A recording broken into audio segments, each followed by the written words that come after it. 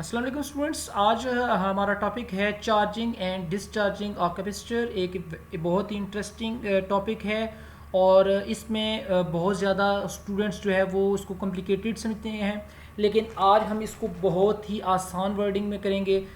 Topic start करने से पहले एक छोटी सी रिक्वेस्ट है कि हमारे चैनल को सब्सक्राइब कीजिए, बेल आइकन पर क्लिक कीजिए ताकि हर नई आने वाली वीडियोज़ आपको मिलती रहे।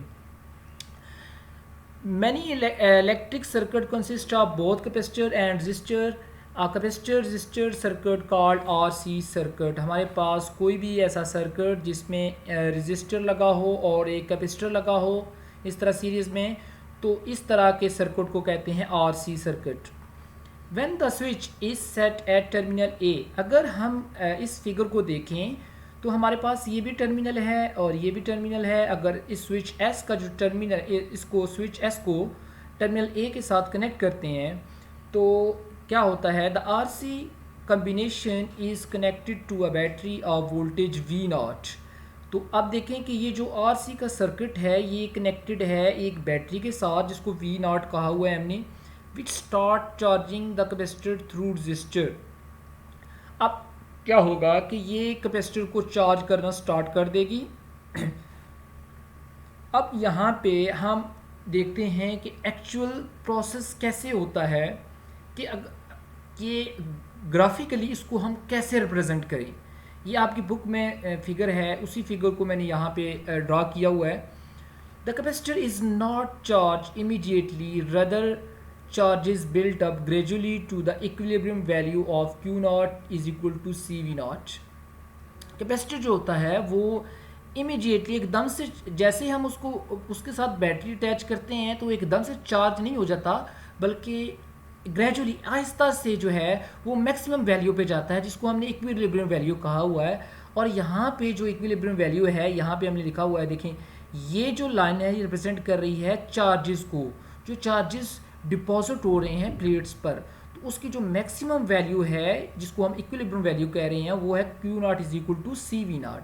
जबकि यहाँ पे हम अगर देखते हैं ये जो लाइन है हॉरिजेंटल ये टाइम को शो कर रही है। The growth of charge with time for different resistance, कह रहे हैं कि जो चार्जेस की ग्रोथ हो रही है, चार्जेस जो डिपॉजिट हो रहे हैं प्लेट्स पर टाइम के साथ साथ फॉर डिफरेंट रेजिस्टेंस, उसके लिए डिफरेंट सिचुएशंस हैं। वो क्या डिफरेंट सिचुएशंस हैं उसको हम अंडरस्टैंड करते हैं। अकॉर्डिंग टू द ग्राफ, ये जो ग्राफ है ये हमें ये शो कर रहा है कि अगर Q ज़ीरो है, यानी कि अभी जो चार्जेस डिपॉजिट शुरू हुए हैं वो ज़ीरो हैं। कब? जब टाइम ज़ीरो है, मतलब कि जब हमने टाइम स्टार्ट ही नहीं किया, बैटरी कनेक्ट ही नहीं की, चार्जेस स्टोर ही नहीं हुए, उस वक्त चार्जेस ज़ीरो थे, टाइम ज़ीरो था।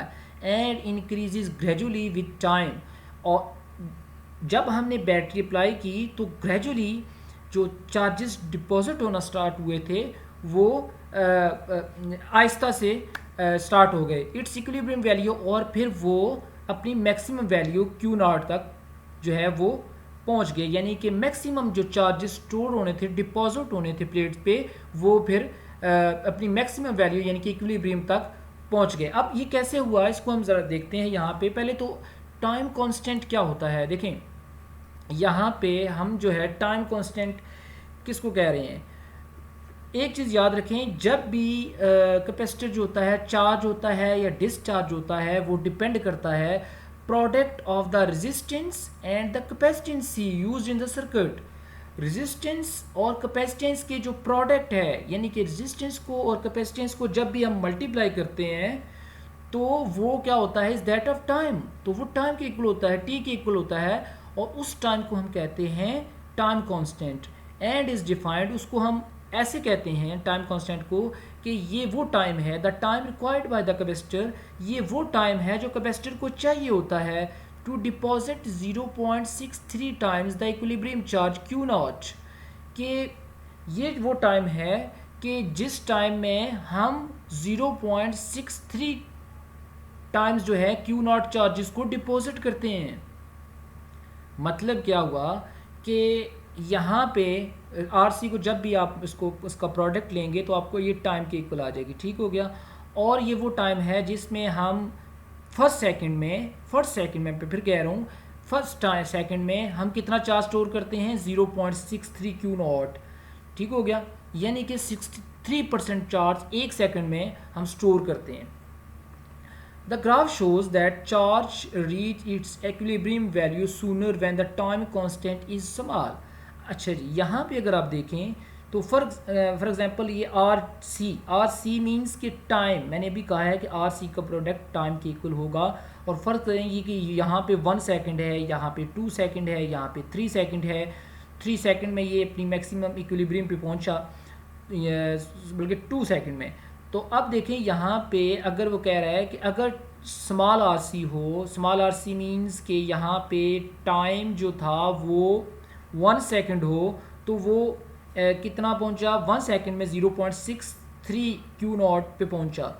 तो इस तरह अगले 2 सेकंड्स में वो अपनी मैक्सिमम वैल्यू पे पहुँच जाएगा कि जितना स्मॉल आर सी होगा उतनी ही फास्ट उसमें चार्जिंग होगी, और जितना ही देखिए 2 सेकंड में ये यहाँ पे आया है और अगले 3 सेकंड में जाके मैक्सिमम वैल्यू पे पहुंचा है। तो जितनी ज़्यादा लार्ज आरसी यानी कि टाइम ज़्यादा होगा, उतना ज़्यादा जो है वो चार्जिंग के लिए, उतना ज़्यादा वो चार्जिंग के लिए टाइम लेगा।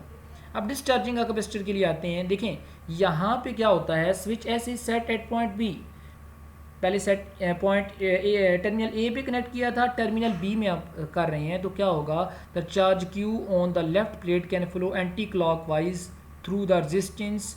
अब ये जो चार्जेस हैं ये एंटी क्लॉकवाइज मूव करना स्टार्ट कर देंगे, and neutralise the charge minus Q on the right plate. यहाँ पे जो माइनस क्यू चार्जेस थे वो इधर आना स्टार्ट हो जाएंगे, और दोबारा से जो कैपेसिटर है वो अपनी न्यूट्रल फॉर्म में जाना शुरू हो जाएगा। तो एक्चुअली ये डिस्चार्ज हो रहा है। अब डिस्चार्ज जब होगा तो अब आप कहेंगे कि डिस्चार्जिंग होता कैसे। देखें यहाँ पे रजिस्टर लगा हुआ है, रजिस्टर मीन्स कि कोई भी यहाँ पे ऐसी डिवाइस लगी हुई है जिस पे पोटेंशियल ड्रॉप होता है। सो अब हम इसकी देखते हैं ग्राफिकली रिप्रेजेंटेशन देखते हैं। The charging begins at t is equal to 0। Charging जो डिस्चार्जिंग सॉरी लिखना चाहिए, डिस्चार्जिंग स्टार्ट होती है जब टाइम 0 था और मैक्सिमम यहाँ वहाँ पे चार्ज स्टोर थे, एंड डिक्रीज, और जो चार्जिंग थी वो डिक्रीज होना शुरू हो जाएगी, यानी कि डिस्चार्ज होना शुरू हो जाएगा ग्रेजुअली टू 0, कि आहिस्ता से 0 की तरफ चला जाएगा। Smaller values of time constant R C leads to a more rapid discharge. देखें जितनी ज़्यादा यहाँ पे हमने एक्सपोनेंशियली ये ड्रा किया, इसको कहते हैं एक्सपोनेंशियली ड्राइंग है।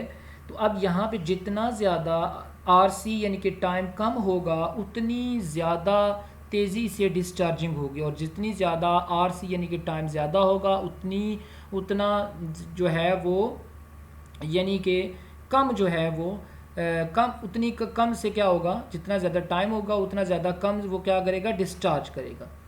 तो इसके साथ ही हमारा आज का लेक्चर ख़त्म हुआ। उम्मीद है आपको वीडियो पसंद आई होगी। हमारे चैनल को या कोई भी कमेंट है उसको ज़रूर मेंशन कीजिएगा अपने क्वेश्चन की सूरत में, ताकि उसको हम एंटरटेन कर सकें। Thank you.